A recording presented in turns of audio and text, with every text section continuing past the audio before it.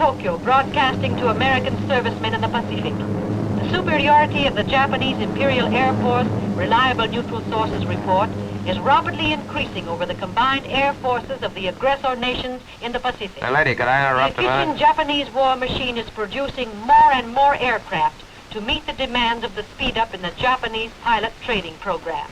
With this further superiority in men and equipment, Reliable Neutral Sources believe that the position of scattered American holding forces in the Pacific has become very grave. Lady, I got a different script. The resistance of American airmen fighting unjustly thousands of miles from their loved ones will not be too effective.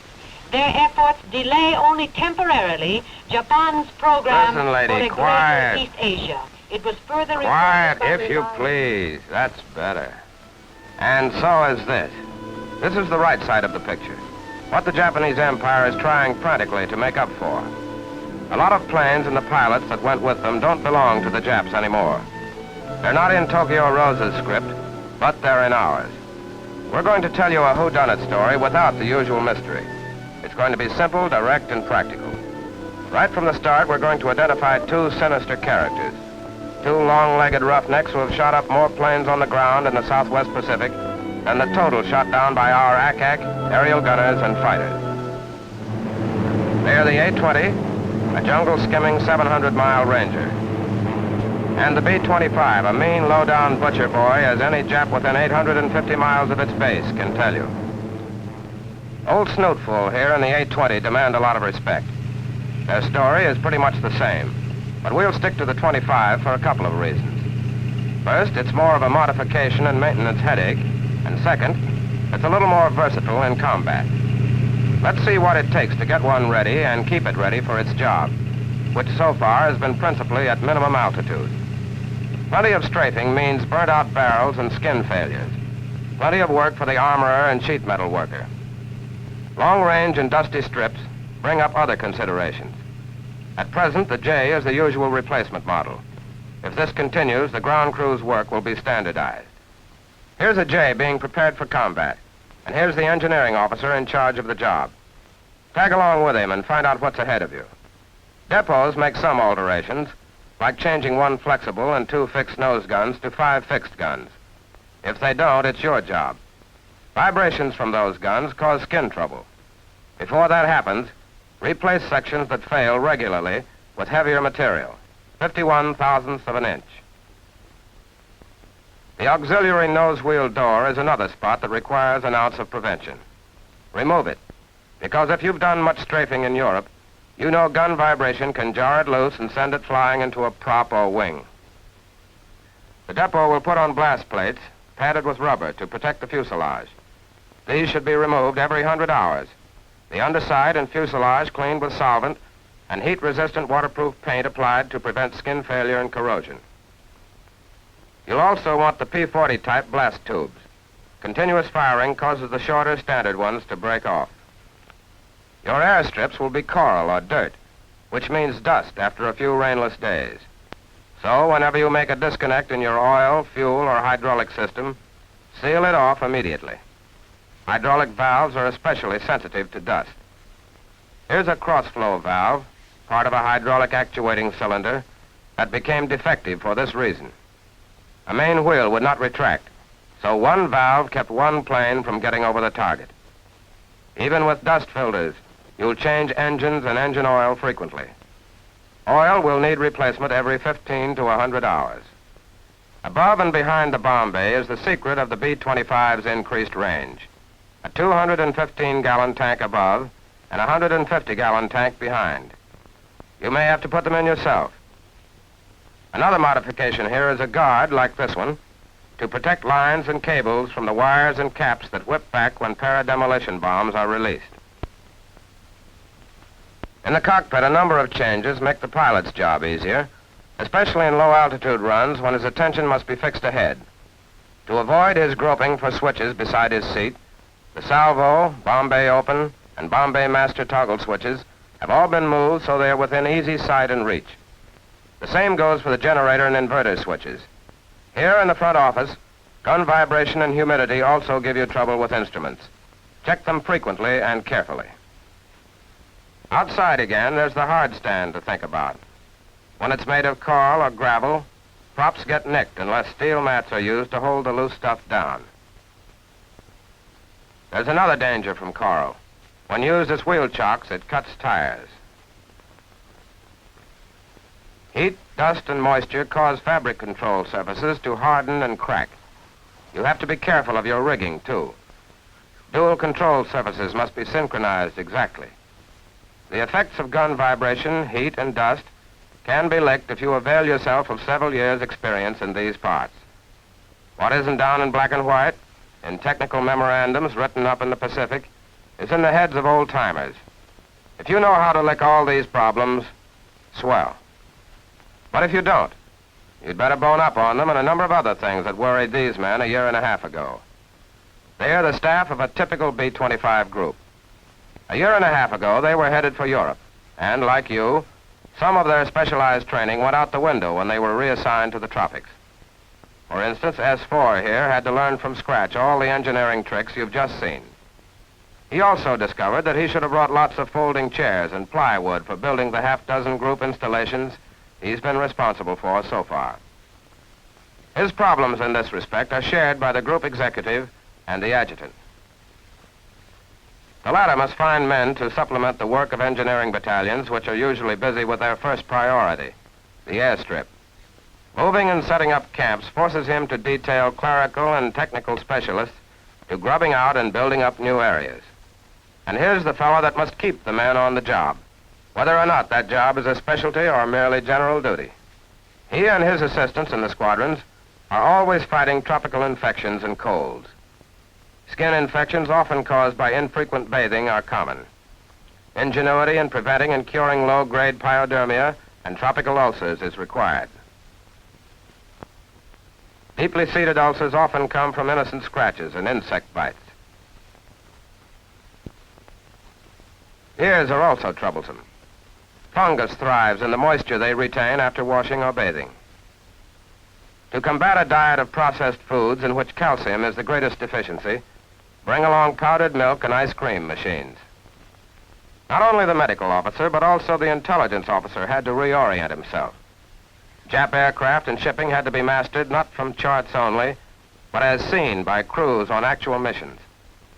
This camouflaged Jap shipping was sunk because the sharp eyes of a flyer spotted it.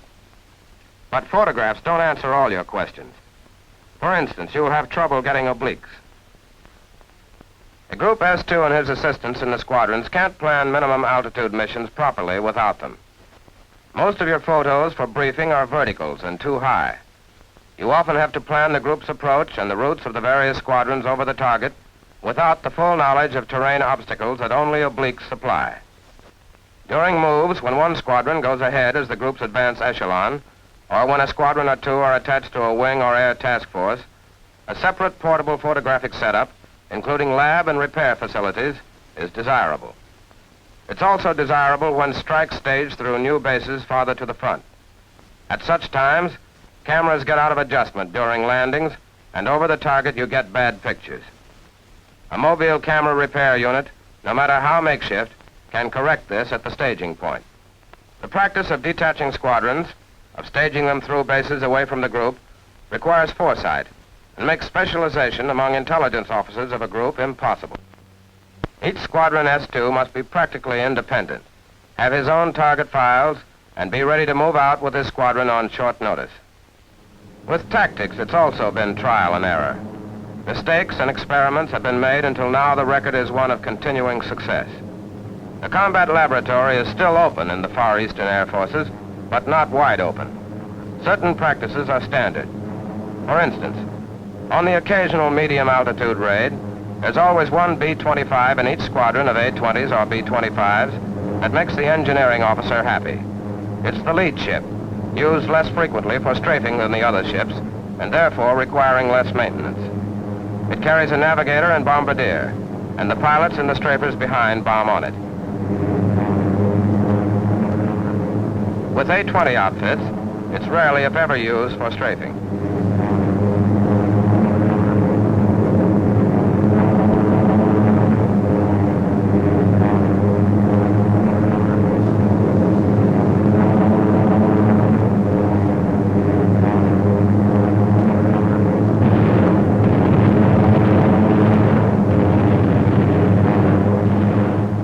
On barge sweeps, you break up into elements of 2 or 3 and fly low, weaving as you go to avoid automatic fire from the shore.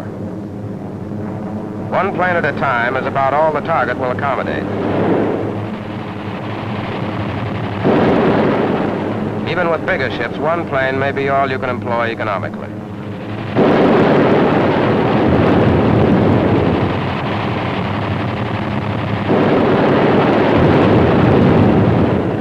But with freighters or transports, several planes can attack abreast or from different angles.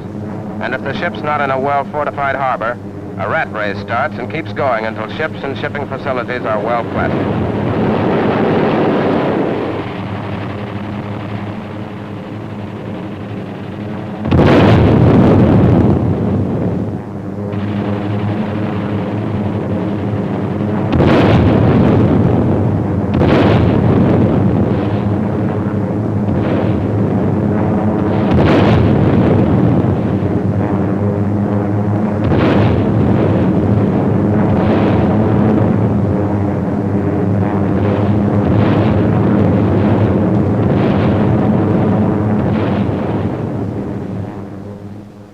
But as we've told you, most A-20 and B-25 missions in the Southwest Pacific have been low-altitude strafing bombing runs on airstrips and supply and troop concentrations.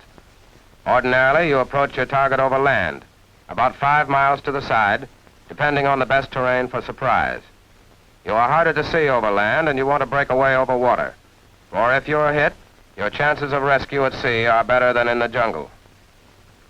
At the end of the group's approach, you go over by squadrons, each squadron abreast if the target is large enough, at not less than 30-second intervals. This is to protect you from other squadrons strafing and bombing. Each squadron takes a little different heading for security and thorough target coverage. Each squadron also details planes to keep AAC under fire. That's good planning. But how does it work out? Well, here's a pack of B-25s hugging the water to avoid radar on its way to strike a Jap airdrome. If the weather's bad, you go under it. When you can't get under it, you turn back.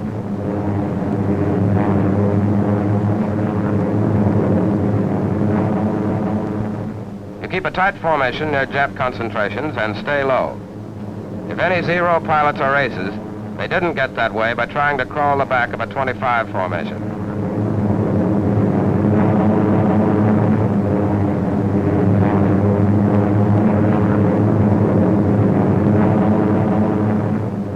The 25s sneak in over the land, each squadron abreast, and by effective surprise, their greatest enemy, ground fire, is caught with its barrels down.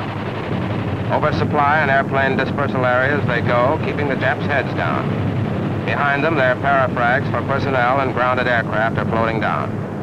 If it's parafrags, one squadron can give good coverage to an area 4,000 by 1,500 feet.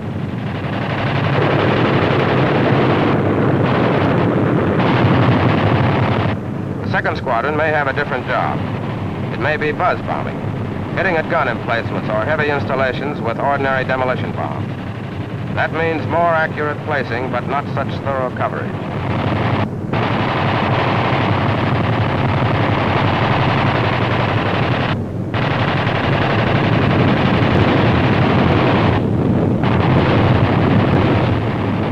Another squadron is now coming up.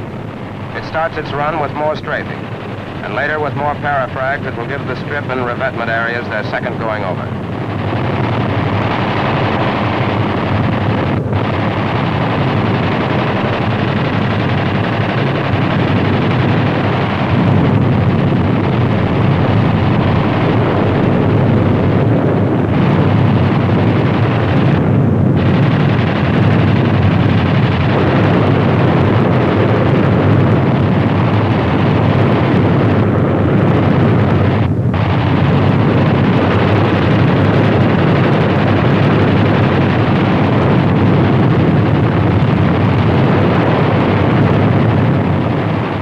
And 30 seconds later, the fourth squadron is approaching its share of the target, ready with parademos to polish off personnel and supply area.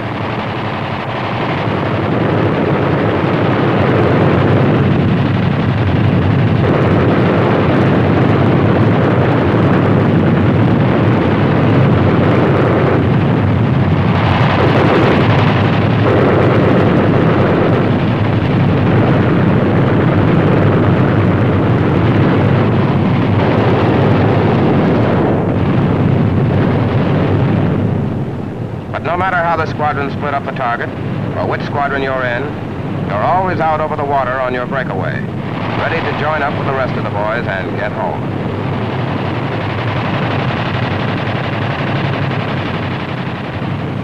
And you're taking with you a large part of the answer to whodunit in the Southwest Pacific. The B-25 as well as the A-20, just 5 groups of them, have taken much of the mystery out of Tokyo Rose's soap opera on the Japanese Imperial Air Force. They have done so because a handful of ground crews learned to stretch range while piling on guns, and because air crews learned to squeeze the last drop of technical advantage out of these modifications. Now the expansion of this whodunit story into the history of the fall of the Japanese Empire awaits the arrival of you boys from Europe. You're going to write a lot of the aerial chapters in that history.